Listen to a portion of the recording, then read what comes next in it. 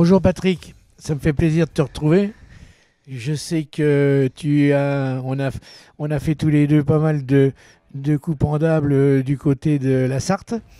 Et je sais que tu as repris la présidence de l'ASA Bourgogne et surtout tu es le grand Manitou de la course de côte d'Urcy. Alors il paraît que tu as des choses à nous dire à propos de cette course.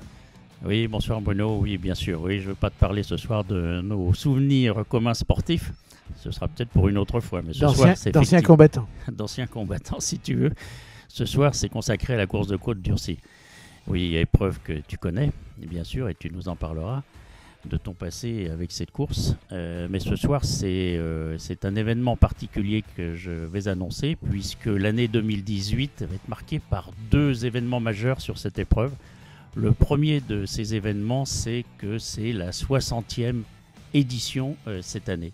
Renforçant un peu plus la légende d'Urcy, une épreuve mythique, comme tu le sais, une des plus anciennes courses de côte en France, au passé célèbre, prestigieux, avec des noms...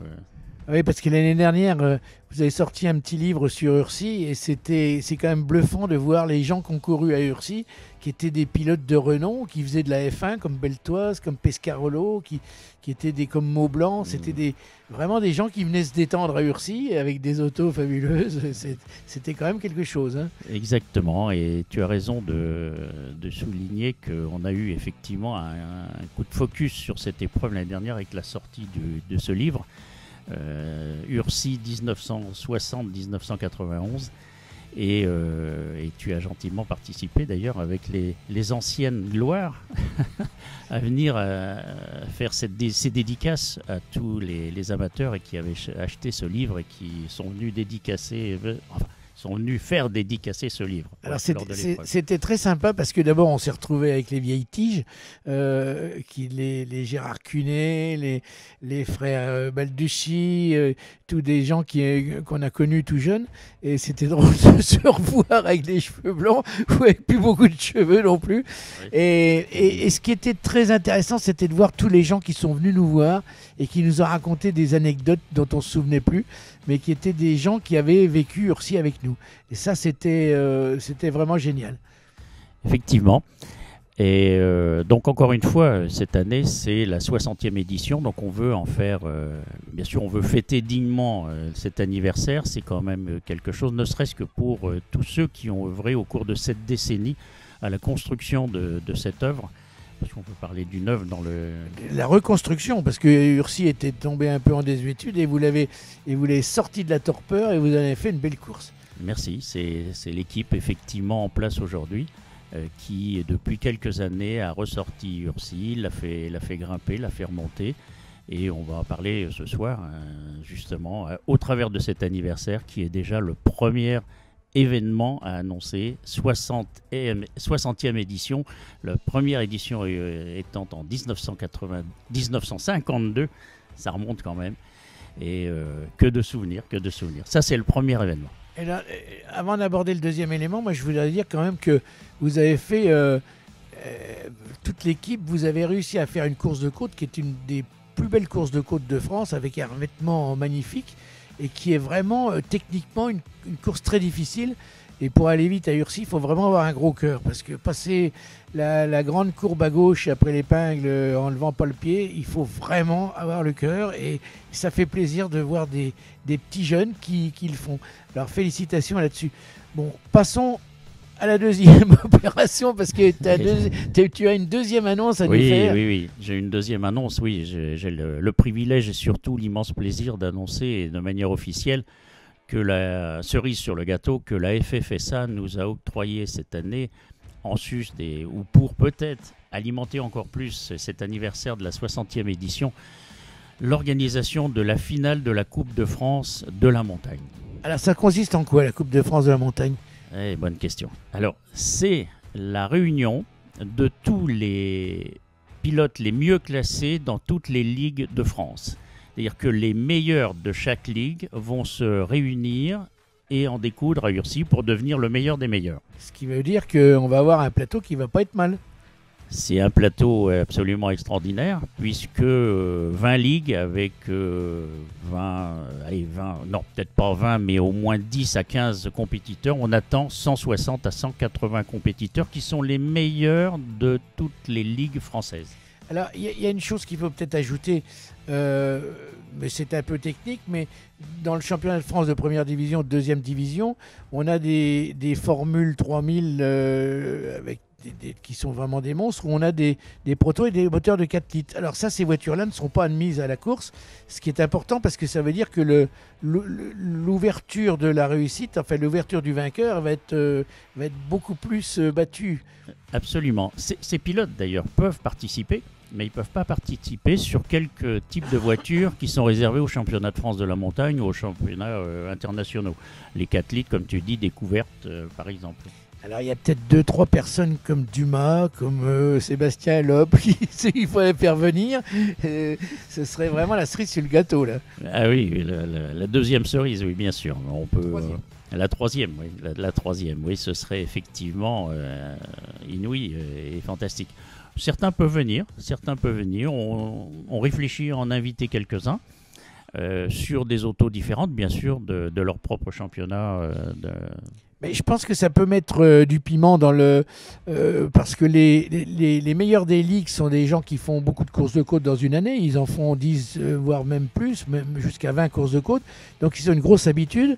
Et si on leur met au milieu avec des voitures à peu près identiques, des champions qui sont vraiment des champions, je pense à Dumas qui est quand même polyvalent, qui fait du circuit, qui fait du rallye, et je suis sûr qu'il peut faire un temps fabuleux avec là au milieu de ses petits copains. Et ça, c'est pas mal. Évidemment, ce serait un plus, c'est certain, mais le plateau est déjà remarquable. 160 à 180 voitures, habituellement, c'est quand même entre 60 et 80 voitures, donc ça donne déjà une dimension de l'épreuve qui va être tout à fait différente, et ce sont les meilleurs, encore une fois, des meilleurs. Mais derrière, ou en parallèle plus exactement de cet aspect sportif qui est déjà exceptionnel, il y a un autre événement qu'il faut citer, préciser, parce que c'est aussi une formidable rencontre. C'est la rencontre de 20 ligues en France qui se réunissent à Dijon au sein d'un village sur le site d'Urcy, un village qui est reconstitué où chaque ligue va présenter ses cultures, ses spécialités, et donc c'est vraiment, outre l'aspect sportif, c'est une vraie rencontre humaine et au travers de mélanges de cultures. Et c'est un vrai rassemblement et c'est une chance inouïe pour la région. C'est un événement qu'il ne faut pas rater. Alors ça existait déjà pour la finale des rallyes, et ce qui était un beau spectacle. Et si ça existe pour la finale des courses de côte, c'est encore mieux. Moi, j'ai une pensée émue pour celui qui va faire le parc fermé d'Urcy.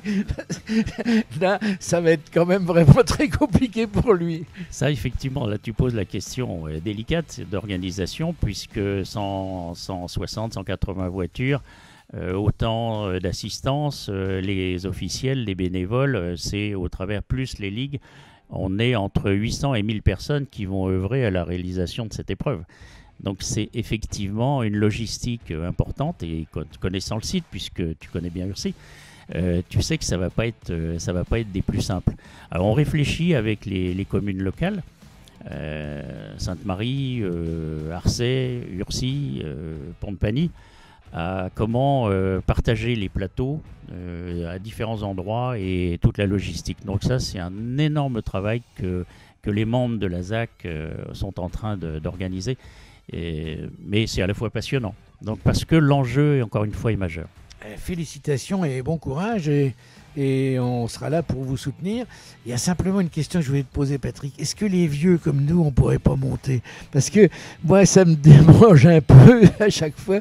Et je m'aperçois qu'en vieillissant, le virus ne s'en va pas. C'est un peu ennuyeux parce qu'on pourrait penser qu'avec les cheveux blancs, ça s'en va. Mais non, ça s'en va pas. Et comme je sais que toi aussi, tu as un peu le virus, tu pourrais peut-être nous concocter un truc pour les troisième âges. Alors déjà, tu vas participer puisque en tant que représentant de la loi d'abord dans le civil, mais tu vas venir représenter la loi sur l'épreuve. Mais derrière un volant, ce serait mieux quand même. Mais pourquoi pas, on va en parler à la FFSA, savoir s'ils ne peuvent pas nous octroyer des petits baptêmes avec nos vieilles autos, ressortir non seulement les vieux pilotes, mais les vieilles autos au travers des modernes. Ça serait pas mal, c'est pas une mauvaise idée, parce que je pense que l'année dernière, on a fait ça un petit peu, et les gens qui sont montés avec nous en passager étaient ravis. Ils étaient, c'est une chance inouïe de pouvoir monter en passager dans une auto un peu sortant de l'ordinaire, et surtout sur ce terrain qui sort vraiment de l'ordinaire. C'est le nombre de fois ces 10 dernières années où on a été faire faut pas le dire parce que c'est pas légal, mais on a été faire des tours la nuit à Urcy. Vous voyez, on s'en lasse pas. Donc bon courage et essayez de nous trouver une petite place. Oui, on va y penser, Bruno. Et en tout cas, et surtout, rejoignez tous la légende. Enrichissez cette légende. Si elle existe, c'est parce que de nombreux bénévoles, pilotes, organisateurs, commissaires ont œuvré pendant encore une nouvelle fois 7 décennies. Que si les spectateurs viennent aussi nombreux et encore plus nombreux l'année prochaine pour cette épreuve, donc c'est rendez-vous les 29 et 30 septembre 2018 pour la finale de la Coupe de France de la montagne à Urcy. On est nombreux. On espère que cette vidéo aura servi à quelque chose et que vous viendrez le plus possible. On l'espère tous, évidemment.